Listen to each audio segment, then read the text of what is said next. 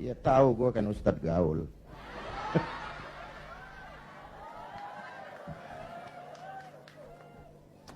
Suara pertama yang masuk telinganya Allahu Akbar, suara iman. Ya Bu, itu artinya apa? Pesan pertama orang tua, nak, kamu nanti boleh jadi tentara, tapi tentara beriman. Kamu boleh jadi polisi, asal polisi beriman. Jadi pejabat, pejabat beriman. Jadi pedagang, pedagang beriman. Jadi petani, petani beriman. Jadi nelayan, nelayan beriman. Jadi teknokrat, teknokrat beriman. Jadi seniman, seniman beriman. Jadi artis, artis beriman. Jadi maling. Nggak ada, mana ada maling beriman. Kalau iman landasannya insya Allah aman. Betul? Dengan mensyukuri nikmat kemerdekaan, ayo kita mengadakan recovery terhadap sikap mental selama ini. Berangkat lagi dari nilai keimanan. Jaga baik-baik, wariskan kepada anak-anak kita. Peristiwa kemarin, bulan kemarin, perubahan terjadi begitu cepat. Mulai dari digelarnya sidang istimewa, dicabutnya mandat Gus Dur, dikukuhkannya Bu Mega sebagai presiden, dipilihnya Pak Hamzah Has sebagai wakil presiden. Kalau kita berangkat dari nilai keimanan, maha benar Allah, wa tilkal ayyamu nudawiluha bainan nas. Hari itu kami putar di antara manusia. Ada saat datang, ada waktu pergi. Ada hari lahir, ada saat kembali. Ada waktu dilantik, ada saat menyerahkan jabatan. Hidup cuma nungguin giliran. Maka kalau lagi di atas berkuasa, jangan busung dada dan lupa daratan. Kalau lagi nyungsep di bawah, jangan putus asa dan protes Tuhan. Hei. Hei. Hei. Ayo tetap husnuzon, baik sangka kepada Allah. Hidup cuma nunggu giliran. Jabatan bukan lagi kekuasaan dan fasilitas. Jabatan sekarang kerja bakti, peras keringat, banting tulang, negara lagi sakit. Ekonomi terpuruk, keutuhan bangsa dalam ujian, dan rakyat menunggu perubahan. Betul? Betul? Kalau jabatan cuma dianggap kekuasaan, kalau jabatan cuma dianggap fasilitas, biasanya itu maling timba. Hei. Hei. Ini jabatan titipan, harta titipan, ilmu titipan. Namanya titipan kan sebentar. Jangankan harta Pak, roh nih, roh yang menyebabkan kita hidup, itu sekedar hak guna pakai. Nggak punya sertifikat, bodong. Sekadar hak guna pakai. Kalau yang punya mau ambil, inna lillahi wa inna ilaihi. Ruh saja nggak bisa kita pertahankan. Apalagi jabatan, apalagi harta, apalagi hidup ini. Hadirin yang saya hormati, hidup cuma nunggu giliran. Jelas? Jelas? Satu, hubungan Islam dan kemerdekaan. Yang kedua, iya saya cuma ngelihat jam. Reseh amat sih. Udah dengerin aja dah.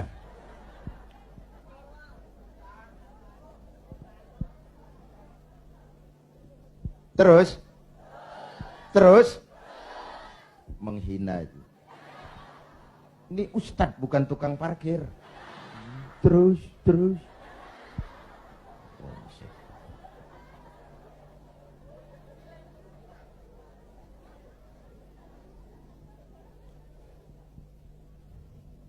Yang kedua, setelah merdeka, kita mulai menata negeri ini. Membentuk wawasan Nusantara. Dari Sabang sampai Merauke.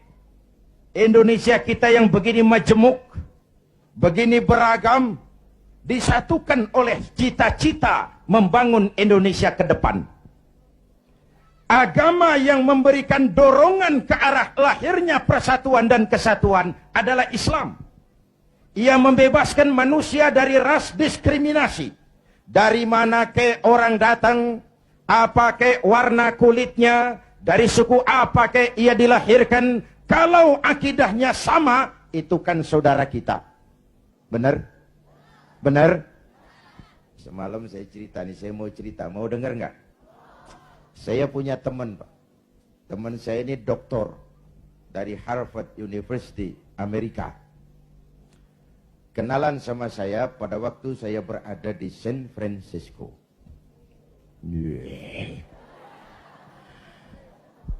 San Francisco tahu Bu kan? Tahu ya? Itu dari Tambun ke kanan. Tahu.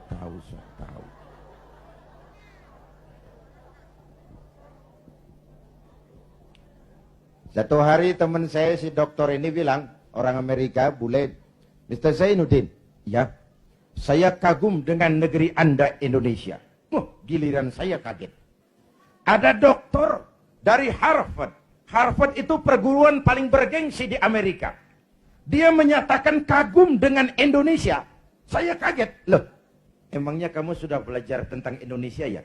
Sudah. Kenapa? Yuk kagum dengan Indonesia, kenapa saya bilang? Indonesia negara Anda, Mr. Zainuddin. Negara Anda besar. Dalam rangka mensyukuri kemerdekaan, kita bangga dulu jadi anak bangsa. Negara kita besar enggak? Masya Allah, Masya Allah. Republik Indonesia kita ini 17.000 pulau. 17.000 pulau. Allahu Akbar. Itu belum termasuk Pulau Gadung dan Pulau Gebang. Tambah 2 kalau itu masuk.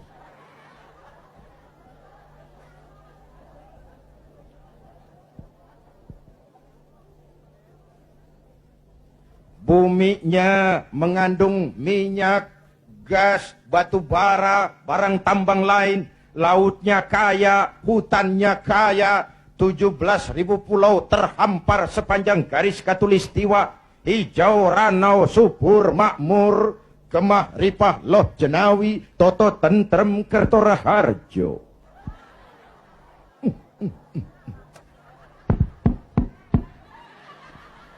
Negara besar.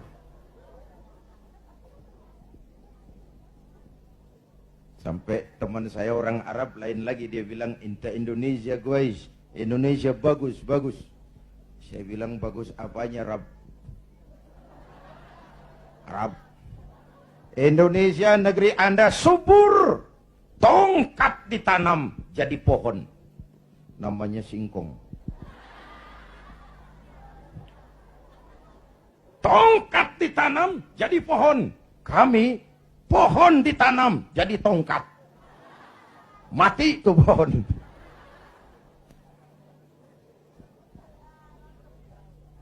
Negara besar. Terus apalagi yang kamu heran? Penduduk negeri Anda banyak. Kita rakyat Indonesia sekarang 210 juta. Itu SDM kita. Itu aset kita. 210 juta. Allahu Akbar.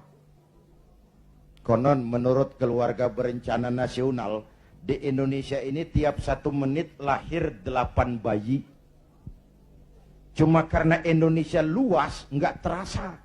Coba jejer, serem. 1 menit 8, brol.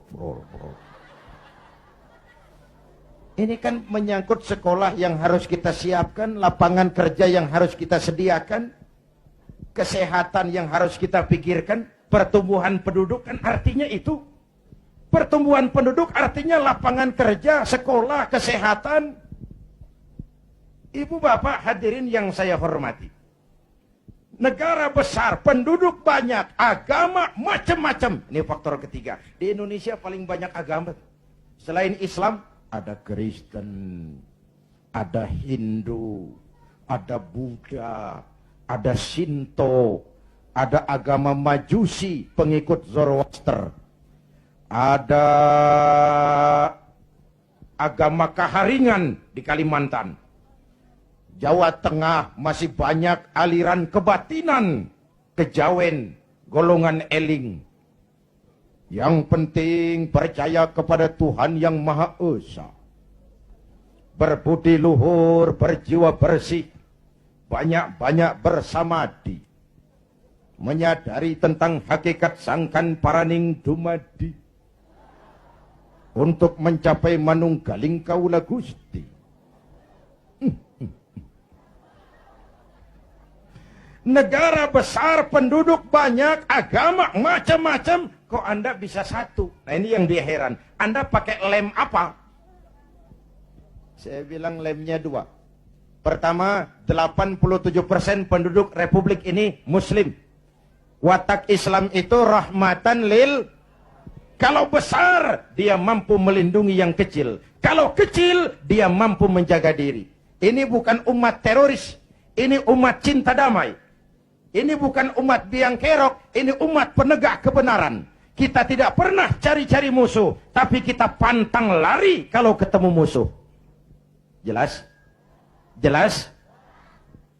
Hadirin yang saya hormati, lem kedua saya bilang namanya Pancasila. Ini diterima oleh semua agama. Dengan mensyukuri nikmat kemerdekaan, ayo jaga persatuan dan kesatuan. Pagelaran bulan kemarin dalam pengembangan demokrasi kita harus jadi pelajaran betapa kita harus menghormati perbedaan. Jangan beda dianggap musuh. Kalau beda dianggap musuh, kapan kita mau dewasa? Kalau beda dianggap musuh, kapan kita mau berdemokrasi? Ayo rakyat kita dewasa. Jangan terjebak fanatisme sempit. Saudara senang Zainuddin, boleh. Fanatik sama Zainuddin, jangan. Kalau buat Pak Zainuddin, benar atau salah, saya bela dengan darah saya. Goblok. Yang benar belain, yang salah dandanin. Kalau salah dibenerin juga, kita menjerumuskan orang namanya. Ya Bu, ya Bu, ayo rakyat kita objektif. Biar keluar dari dubur ayam. Kalau memang telur, ambil. Biar keluar dari dubur kiai, kalau kuning, kabur. Jangan lihat kiainya, lihat yang merojol apaan. Akur? Akur? Ayo kita ambil pelajaran. Sekarang kalau para elit di atas masih suka pada bertengkar, kita rakyat nggak usah ikut-ikutan. Jadi penonton yang baik sajalah. Waktunya keplok-keplok. Namanya juga elit bang. Siang dia bertengkar, malam makan bareng di hotel. Kita di kampung udah pada ngasak golok. Urusan apa? Benar? Benar? Sebaliknya elit di atas juga kudu sadar dong. Seperti saya bilang, di mana-mana juga kalau kebo berantem sama kebo, yang rusak rumput. Kebo berantem sama kebo, yang rusak rumput. Pemimpin bertengkar sama pemimpin, yang bingung pengikut. Di mana-mana sejak dulu kalau kebo berantem sama kebo, yang rusak rumput. Maka kita menghimbau kepada para kebo. Ya ini ngikutin bahasa doang. Kita menghimbau kepada para kebo. Berhenti dah berantem supaya rumput tumbuh subur. Amin. Kita nih rakyat kecil udah capek. 3 tahun terpuruk. Di atas namain. Dijadiin adres. Padahal kita kan rakyat kecil tuntutan nggak banyak-banyak amat. Si amat aja yang banyak. Perangsanan saya Pak, kita nih rakyat kecil asal keadaan aman, bisa kerja, makan cukup, anak bisa sekolah, rapi urusan. Bener? Yang mau jadi presiden si amat, si baduk, bodo amat kita mah. Ya Bu, yang penting Pak keadaan aman, bisa kerja, makan cukup, anak bisa sekolah, rapi udah. Ada rezeki dikit, kawin lagi. Umpamanya ini, umpamanya. Umpamanya, saya bukan ngasih tahu, ngajarin.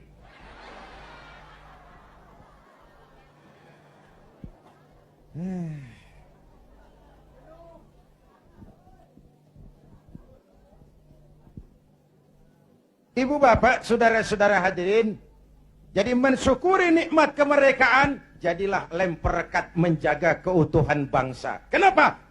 Keutuhan kita dalam ujian. Apalagi kemarin-kemarin kan istilah saya musim Pak Bendot.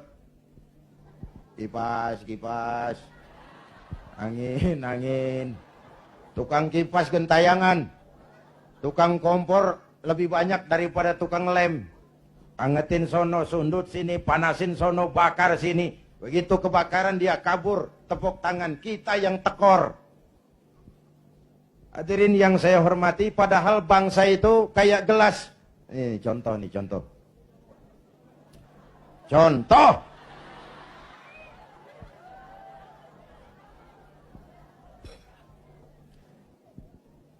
Bukan mau minum, contoh. Usil aja, heran. Orang ngasih contoh kudu jelas. Contoh.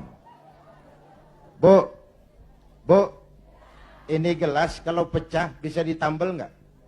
Nah, bangsa kayak gelas, Bang. Begitu pecah, nggak bakal bisa ditambal. Timur udah pisah dari Indonesia. Mimpi narik lagi Timur ke Indonesia. Mimpi. Kenapa? Gelas udah pecah, nggak bakal bisa ditambal. Uni Soviet, gelas besar, negara besar, bersama Amerika jadi polisi dunia, dihantam glasnost yang kebablasan, Gorbachev terpental, Soviet pecah jadi negara kecil berkeping-keping. Tidak mungkin menyatukan lagi Soviet. Kenapa? Gelas udah pecah, nggak bakal bisa ditambal. Jelas? Jelas? Gue baru minum.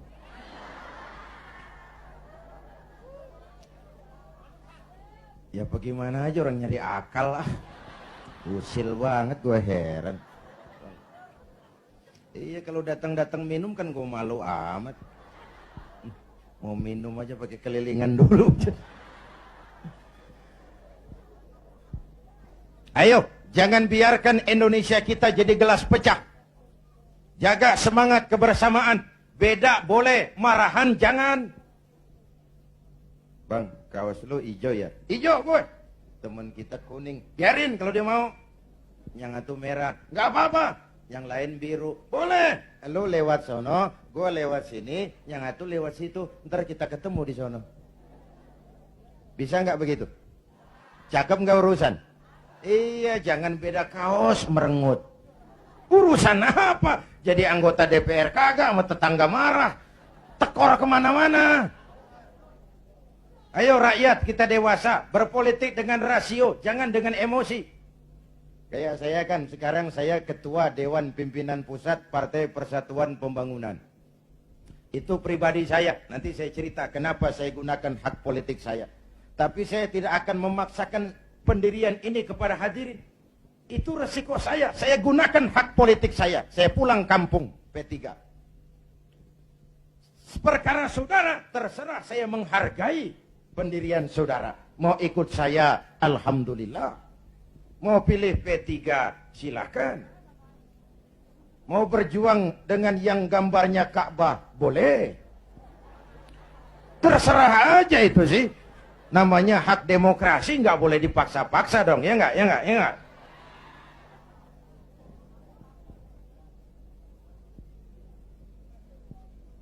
Jangan perbedaan dianggap permusuhan. Kerdil kita kalau beda dikit dianggap musuh. Udah capek kita bangsa ini terkontaminasi oleh dendam sejarah. Di zaman Bung Karno, yang tidak sesuai dengan Bung Karno dicap kontra revolusi. Lalu Bung Karno jatuh, muncul Orde Baru. Bung Karno dianggap Orde Lama. Di zaman Orde Baru, yang tidak sesuai dengan Pak Harto dianggap Orde Lama. Lalu Pak Harto jatuh, muncul lagi reformasi. Di zaman reformasi yang tidak sesuai dengan keinginan kita, segera diacap Orde Baru. Kapan mau selesai? Kalau naik ini, bantai itu, naik itu, sikat ini, terkontaminasi oleh politik balas dendam. Tidak akan selesai urusan bangsa. Jelas? Jelas? Ayo, kita rukun yuk. Kita kompak yuk. Kita bersatu yuk. Kita pulang yuk.